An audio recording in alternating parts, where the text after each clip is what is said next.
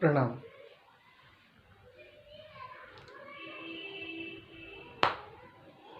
सभी को कुछ न कुछ समस्या अवश्य ही होती है।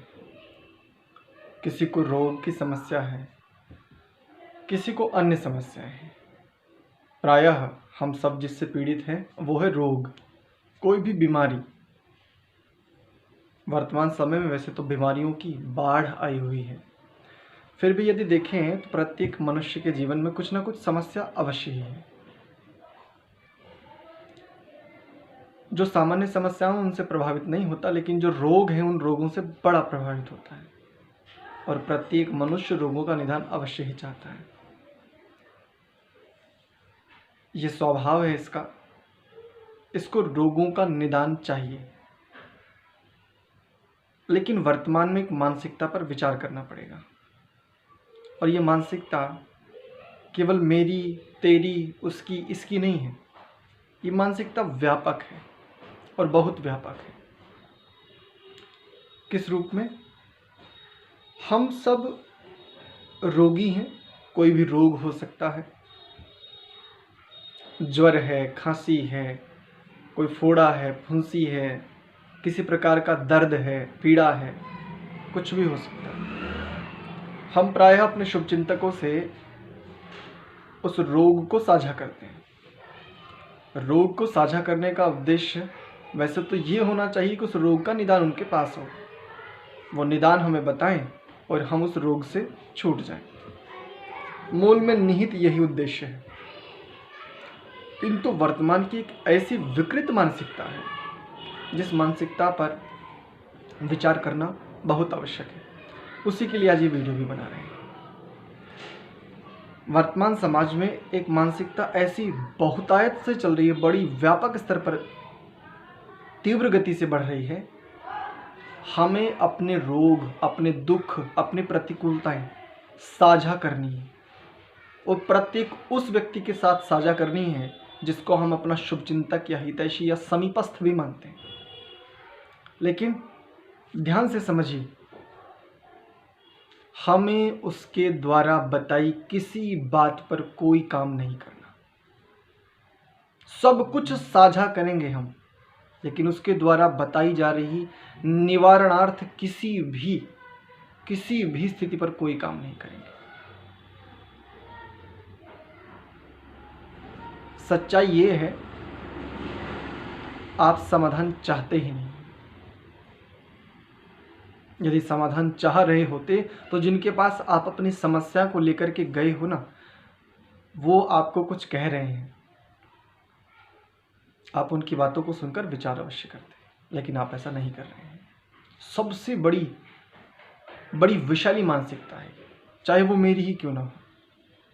हमें सबके साथ अपना दुख साझा करना है। क्यों करना है?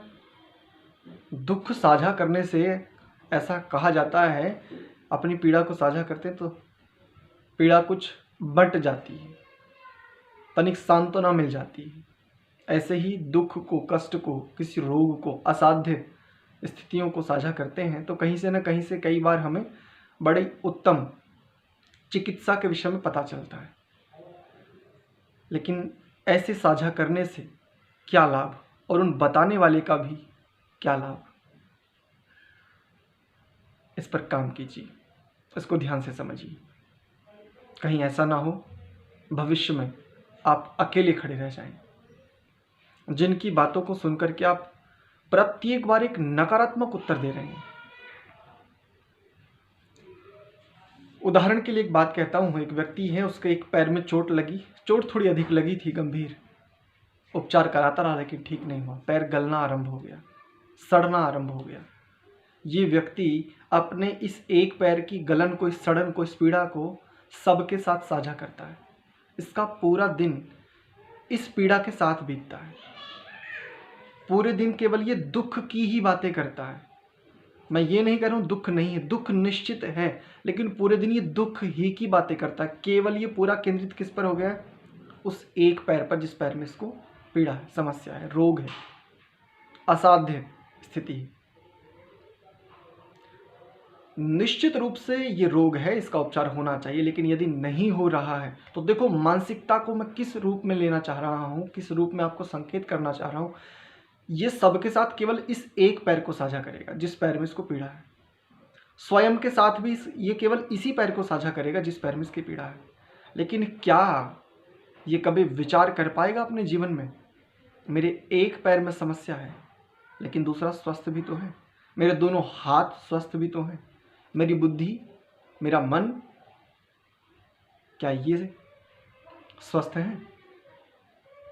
बार बार दुख होना स्वाभाविक है, सुख दुख दोनों चलते हैं, लेकिन बार बार दुख ही को दोहराना और वैसी ही वृत्तियों को पोषित करते रहना बहुत घनघोर विषैली मानसिकता का परिचायक है, और हम सभी को इस विषैली मानसिकता से बचने की अत्यंत आवश्यकता है।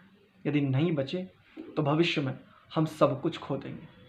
कल तक जो हमारी हितैषी हुआ करते थे, कहीं ऐसा ना हो हमारी इस उपेक्षा का परिणाम ये हो कि वो हमारे हितैषी हमारे विषय में या हमें कुछ सहयोग, कुछ सुझाव तो दूर की बात है, हम उनकी उपेक्षा के पात्र भी न रह पाए। इसलिए बहुत कम लोग होते हैं जो आपकी पीड़ाओं को सुन करके उस पीड़ा से पीड़ित होकर, उस पीड़ा को समझ करके आपकी पीड़ा के निवारण के लिए कुछ प्रयास करते हैं। ऐसे लोगों के स्थितियों को इतना उपेक्षित मत कीजिए, अपमानित मत कीजिए कि कल को आप बिल्कुल रिक्त हो जाएं, बिल्कुल अकेले खड़े रहें। निश्चित प्रत्येक मनुष्य की यात्रा अकेली ही है, लेकिन सहयोगी की आवश्यकता प्रत्येक प्राणी को है, न केवल मनुष्य को। इसलिए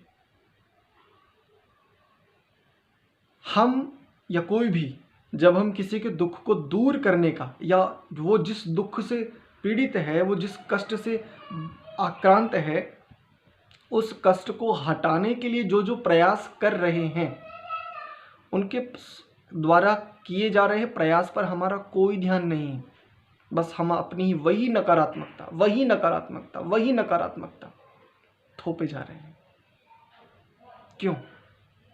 सामने वाला व्यक्ति आपके दुख को देख करके आपके लिए एक, जिसको कह दिया जाता है पॉजिटिव एनर्जी, आपके लिए सांत्वना, आपकी उस समस्या के समाधान के लिए चेष्टा कर रहा है, लेकिन आपको अपने उस कूप मंडूक बन गए हो, आपको अपने उस कूप से बाहर ही नहीं आना, आपके लिए बड़ा घातक सिद्ध हो सकता है। प्रणाम।